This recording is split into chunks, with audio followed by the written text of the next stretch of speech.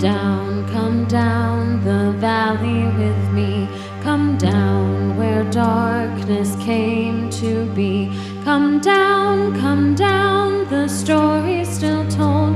The night the shotgun slayer took hold. Come down the valley with me. No stranger thing has happened, you see.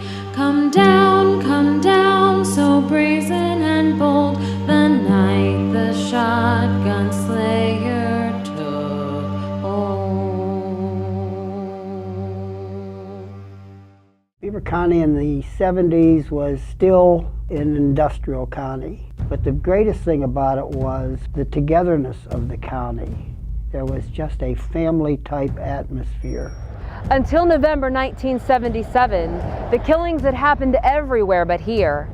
But the good nature and peacefulness of Beaver County was about to be shattered. See, initially, it wasn't in Beaver County. It was almost like it happens everywhere but here. But when it came home to roost in Beaver County, then suddenly people said, oh my gosh, it's here. Back on November 19th of 1977, the Pennsylvania State Police received a call of a dead body found off Anderson Road in Darlington Township. Anderson Road is one of the last parts of Pennsylvania before you cross over on Route 51 into Ohio. So the state police went out, began that investigation, and at that time, in 1977, they don't have the tools they have today. So it took a while to have this body identified. But what they had was a partially clad black female, young, who had no identification on her and very little to work with. It looked like what we consider, what we call a body dump. There was nothing there that had any identification. So we didn't know what we could do there. We had no clue where she was from or anything else. After the autopsy, and I was a funeral director in the county, so I took her and did an embalming on her and set her features to normal look and everything.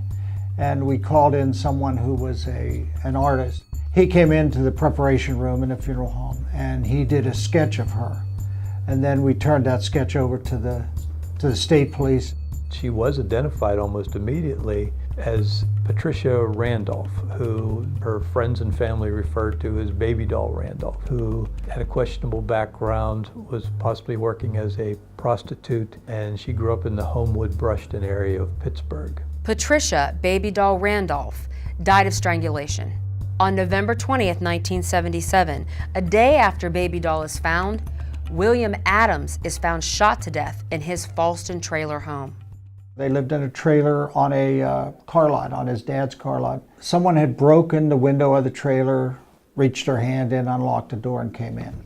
The Adams 7-year-old son wakes up to find his mother missing and his father lying in the bedroom. After picking up glass from a broken window and throwing it away, he and his sister a popsicle. After playing with his sister for a while, he attempts to call his grandmother, but the phone cord is cut.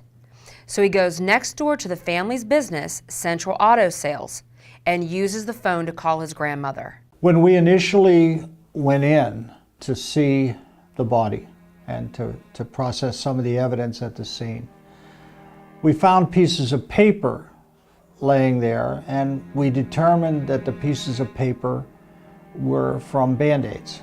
The detectives and I were talking about the killer coming in. He broke the window on the door, reached through the door, and opened it up.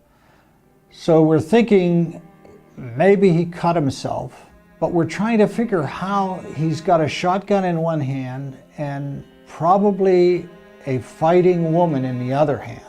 But he would take time to get Band-Aids to bandage his cuts. We couldn't figure that out. And then on interview with the children, we found out that when they got up, they saw his wounds and they went to the medicine chest and got Band-Aids and tried to help their dad. To this day, I just can't even imagine the effect it had on the children to have to do that, to even try to do that. Searches are conducted over the next few days for 29-year-old Nancy Adams, who dreamed of owning a house and was described by everyone who knew her as a devoted mother. Her 31-year-old husband, a quiet, introverted maintenance worker for Westinghouse Corporation with an enthusiasm for stock cars, is buried 3 days after his death. At first, we couldn't figure out what had happened there. You run through a lot of scenarios trying to figure out what happened so that you can find a starting place. You wonder if maybe there had been a spat between the husband and wife, and maybe there was a boyfriend and something happened and she left.